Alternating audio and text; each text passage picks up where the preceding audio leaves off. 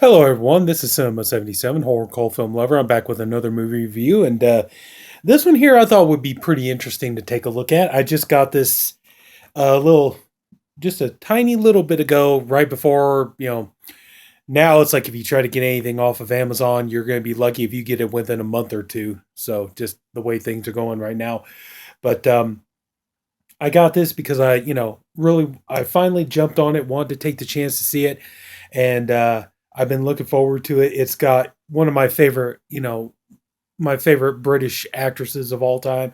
It's got Britt Ekland. We're talking about the 1972 movie What the Peeper Saw.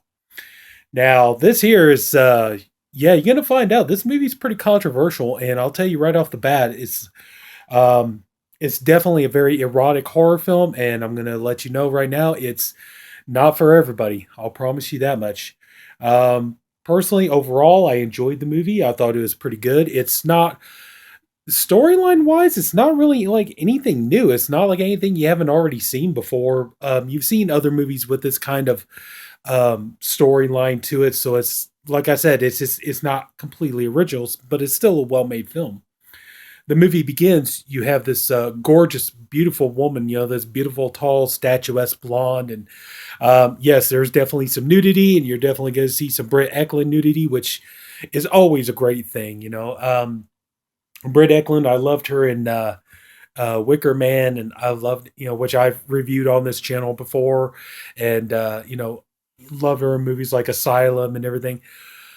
But anyway, so the movie starts off. You got this, beautiful, tall, statuesque blonde, and she's getting into the tub, and then she's being electrocuted, and she dies, and then you get the beginning credits and everything. Also, too, obviously, there's going to be some spoilers in here, talking about this movie, but yeah. So so we're introduced to our main character, Elise, who's played by Britt Ekland, and she comes home. We found out that some time has passed, and actually, the character of Elise ended up marrying Paul. Now, Paul was actually the husband of the woman who dies at the beginning of the movie, and so the two of them is, like I said, time has passed. The two of them met, they fell in love, they got married, decided to be together, and so now pretty much their husband and wife. And so she comes home, and she's living in his house, and everything seems like it's okay and all this stuff. And but then she gets surprised. She ends up being surprised because Paul's son Marcus shows up, and she's not expecting him. It turns out that Paul sends him to this she ends up sending him to this or Paul ends up sending to this private school. And so so he's gone most of the time, so it's really a shock to Elise to see him. And so and this is kind of really like the first time the two of them ever really got to know each other. And so she's talking to him, she's like trying to get to know him, and she's trying to be very sweet, very kind to him, asking him like what he wants for dinner, and he's just kind of like whatever and all this stuff. And so she's all like, so yeah, they went in, they sent you home. And he's all like, yeah, it's a chickenpox outbreak, so they send everybody home and stuff. So she doesn't think much of it at that. So anyway, so later on, she's in the house, and she gets a phone call from Paul, who he's away on business. Turns out he's writing a book, and so he's off. He's away from home doing meetings and things like that. And they live out in this beautiful kind of like house villa type thing in the country. But anyway, so she's talking to him, and he decides he wants to talk to his son. She explains to him that that his son came home because of the apparent outbreak of chickenpox. So she goes, and he's all like, he's in the bathtub, and he's taking a bath. And so she's like, and he's just kind of like, yeah, don't be shy, go ahead, come on in, and stuff like that. So she brings in the phone, and he starts talking to his dad on the phone. Well, then, as with what usually happens while a lot of people are talking, like somebody will talk to their wives, then they give the phone to their kid, and then, when they get done talking to their kid, they'll tell the kid, give the phone back to your mother so I can say goodbye to her and stuff. So he gives her the phone, and so she starts talking, and then ultimately, turns out, well, that Marcus here tends to be a little touchy feely with Elise, which, something obviously you can see here she did not expect. And he ends up feeling her up, which, makes her completely uncomfortable. She's not sure why he's doing this and what caused him to behave like that in the first place. But so so yeah, she's a little bit disturbed by that. And then so when Paul gets home, he decides he's happy that his son is home. He wants to spend time with him and his new wife, and so he decides he's going to take him out for Chinese food. And so they're at this Chinese restaurant and they're eating, and so he's talking to his son, and it becomes very, very apparent very early on that Marcus, really has his dad wrapped around his finger. He can pretty much make his dad. He can say pretty much any kind of bullshit and make his dad swallow it. And at one point he asks Elise, did you take money from my desk? And he's all like, no. And she's like, no, I didn't do it. Well, the thing is Marcus admitted that he took money from the desk, but then the thing is he keeps changing the amount of money that was taken from the desk. One minute it was like, what was it, like 1,000 lire, and then it was like 600 or something, and then it goes to like 1,500, and all this kind of stuff. And so she keeps saying she didn't take the money, and so finally he just decides to let it go, and then but the thing is like she asks Marcus, weren't you the one that took the money from the desk and all this? And he turns around, he flat out tells his dad, no, I didn't take the money, even though he told Elise that, that he did take the money. So apparently now Paul decides he's just, like he's trying to tell everybody, just, okay, stop it, stop it. It's like, there's no sense in arguing about this anymore. I just wanted to show you guys a really nice picture of Britt Ekland. This isn't from the movie. I just thought this would be, really something nice to look at while I'm, telling you about the movie. So anyway, now Elise, she's, pretty much disturbed by the whole thing. And, she doesn't understand why, why Marcus would lie about taking the money. So it didn't seem like it would have been a big thing, but apparently now it's become a big thing. And ultimately now, Elise is being, basically in so many ways, she's being accused of something she didn't do. And of course, nobody wants to be accused of something they didn't do. So what are you going to do? You're going to try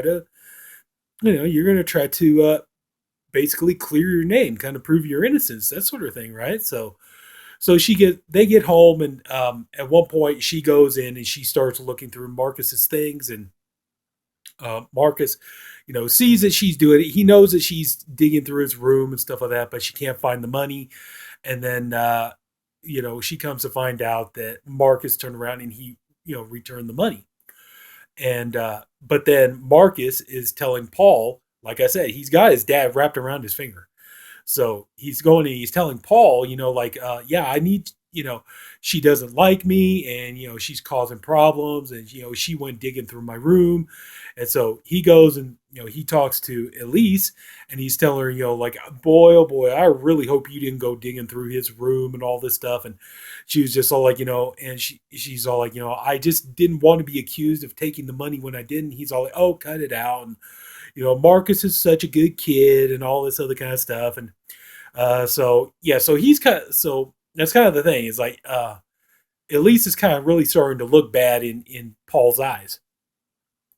And then just as events start to unfold, like for instance, Elise, she ends up getting a letter from Marcus's school that Marcus wasn't sent home because of a chickenpox outbreak. He was sent home because he was expelled. And so Elise, just trying to be a good stepmother, and she's all like, I just want to find out what the hell's going on here, and what's going on with Marcus and everything. So she goes to the school, and she talks to the headmaster of the school, and he explains to her that, Marcus has been a very, very perverted little boy, and he's also been doing a lot of bad things, like he killed and tortured a cat. And that was, pretty much that was like the last straw. That's the thing that, they were just all like, okay, send his butt home. We're not dealing with him anymore. But also too, come to find out, like he had been, like he gotten into a fight and he got beaten up by one of the big kids because he was spying on this kid with, his girlfriend. And so we come to find out that Marcus actually has a thing about voyeurism. He really likes to watch people make out and have sex and things like that, so clearly this is a very disturbed little boy. And So anyway, so she goes back and she tries to explain all this to Paul, and then Paul, of course, he's really getting mad at her, and he's getting pissed off and just not believing anything she says, because then he goes and he asks, anytime he even tries to ask Marcus about it, Marcus, like I said, he's able to fool his dad and tell his dad whatever he wants to hear and all this kind of stuff. And so at one point, uh, Paul leaves for another trip, and so uh, things are really really strained right now between Elise and Paul. So she goes in and she lays down, and she notices there's something wrong with the ceiling in their bedroom. So anyway, so she goes up and she looks at the she goes up and she looks in the attic, and she's able to pull some things away, and she sees it basically there's like a peephole. And that we come to find out that Marcus has been spying on her and Paul as when they're making love and having sex. Making love and having, it's the same thing. Anyway, so she goes to confront Marcus about this whole thing, and she wants to know like what he's doing and what he's been up to and stuff like that. And she wants to get information. And she's suspecting that he did have something to do with his mother's death. So when she goes to confront him, um, you know, of course, when the scene starts out, she's fully dressed. But to get the information that she wants to get from him, he tells her, she asks him, she's all like, I'll tell you what, I'll give you money if you tell me what I want to know. And he's all like, I don't want money. And so she's all like, well, what is it that you want? And he's all like, I want you. I want to see you. And so she starts to slowly undress, and so she's asking him questions, and he gives her a little bit of information, and ultimately, she ends up, stripping completely naked so that he could look at her, and so and he basically he confesses to her that he did kill his mother, and that now the thing is now Elise is really truly scared, and then so she calls Paul back away from his trip, and she goes up there to try to show him the peephole, but we find out Marcus is pretty clever and that he is able to cover up the hole so that, the dad would never find it. And so, now everybody is just thinking that Elise is, crazy and off her rocker and she needs serious help. And so, she's asking that, Marcus be taken to a psychiatrist. But the psychiatrist asks to speak to Elise. And so when Elise goes in, as she goes to speak to the psychiatrist, she just, talking and everything else. And then what we come to find out is that, you know, Marcus has basically manipulated everybody in this situation except for Elise. And Elise is under the impression that Marcus is planning to kill her because he did confess to killing his mother. Now she knows. And so she's worried that, he's got some really horrible fate to await her as well. And so she goes and, she tries to convince Paul of this. And, the psychiatrist, the therapist that is talking to Marcus, decides she wants to talk to Elise as well. And so she starts talking to Elise, and then Elise, she questions Elise, like, you don't like the child. And she's like, no, I don't. It's not that I don't like him. It's just, I think he needs help. So, I mean, she really is trying to be helpful here. She's trying to be a good person about all this. But then the therapist, drops the bombshell on Elise. Like, why did you strip naked in front of this boy? We come to find out, well, Marcus told the therapist that, Elise is mentally unstable, and that she undressed in front of him, and that, she really needs psychiatric help and all this kind of stuff. And so, yeah, so Elise is, she's trying to convince the therapist that no, it's not her, that, that it's him, and that he's trying to twist everything around. He's trying to get everybody on his side, trying to make her look like the villain in all of this. And she's, wanting to be believed. But then, they pretty much, we see Elise being institutionalized, and she's having these things going on in her head that, Paul is sexually sharing her with Marcus and things like that. And, yeah, but then we come to find out, like Marcus is basically, he's of a very keen, a very good manipulator. He even killed his dog and things like that. But the whole thing is he sets the entire thing up to make Elise look like she's the crazy one. So it's very much a psychological horror movie. So Elise, she goes in, she gets treated and everything else. She gets medication. Well, finally, they decide to let her out. So she's out, and she meets up with Marcus, and he's talking about, like, yeah, I missed you, and and Paul's talking about, I hope we can be a family again, and things like that, and that, yeah, Marcus really wanted to visit you while you were in the hospital, but they couldn't let him. And so he comes up and he's got a new dog and everything. And so he suggests that, he and Elise later on, the two of them take a walk together and get to know each other. They could walk the dog and things like that. And Elise goes along with it. So they're walking the dog later on, and Elise, she's talking to him, and he's telling her that, well, she asks him, I thought you were planning to kill me. Were you going to kill me? And he's all like, yeah, I was thinking about it. And she's like, if you were going to kill me, how would you have done it? And he's like, I would have used your car, something to do with your car. And so, but he explains to her that the reason he never killed her yet or anything like that is because he wants to have her for himself. Now, keep in mind, Marcus is, just a young teenage boy. I don't think he could be more like 12 or 13. But, he's telling her that basically to keep her alive, that she needs to become basically his lover. And so, you think that she's going to go for it and things like that. And so he's like, well, what about your father? And she's all like, and Marcus is like, well, we can make my father disappear. It's like, doesn't he have a very large life insurance policy? And so she says, yeah, we do. Or yeah, he does.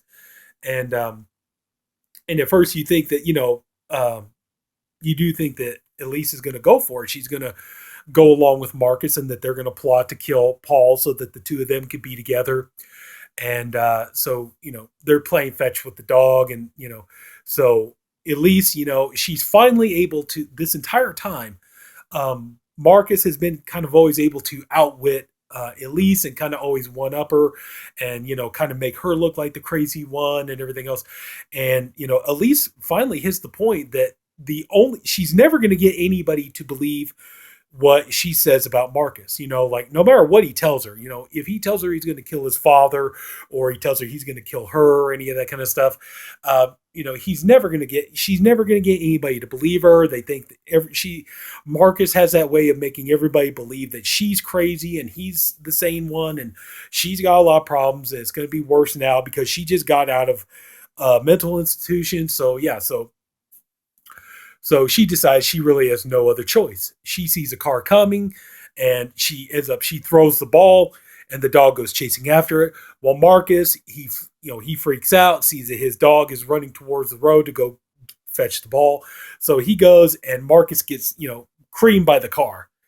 And, that's the thing, it's, like I said, so it's like, Elise is not crazy. It's just, it takes her time to finally, that's ultimately what ends up happening at the end is, she gives into his perverted demands and all this kind of stuff. Like I say, we find out that Marcus really is a pervert and that he has, like we find out that he's into voyeurism and things like that. And that he's got this thing where he's trying to get Elise, who's a grown woman, to have a sexual relationship with him where he's a young boy and things like that. And Elise, when she got into this family, the idea she thought it was going to be a normal family situation that she was going to be a stepmother to Marcus, but she married Paul. It'd be like a mother, father, and child situation. But she comes to find out that yes, that Marcus did murder his mother and everything else. But but she does ultimately she comes to that realization. I would say that's kind of the only irritating part about the movie. It's like it just seems like it takes so long for her to catch on to the fact that he's gonna one up her, that he's got all these people wrapped around his fingers, that he knows how to manipulate and things like that. But finally, at the end of the movie, but like I said, for a second there, you think that she has actually gone around the bend enough that she could submit to him. But then we find out, no, actually, she just needed that right moment where she could finally one up Marcus, and she finally does. And even though it results in his death, um, so but at the same time, it's like you understand why Elise did it. That that here he is, he's talking about he would have killed her, or he was talking about he wanted to kill his father, or things like that. So, but I recommend the movie. Definitely a lot of Britt Ekland nudity, which always is a good thing. And I would say, yeah, it's not an entirely original kind of movie. We've seen erotic thrillers and horror films like this before, but it's definitely a good movie. So I say give it a shot. Like I said, Britt Ekland alone is worth it. So if anybody took the time to watch all this, I thank you for doing it. I appreciate you for doing it. I honestly hope you enjoyed the video. If you did, please like and subscribe, and I'll see you guys later. Take care. Have a good night. Bye bye.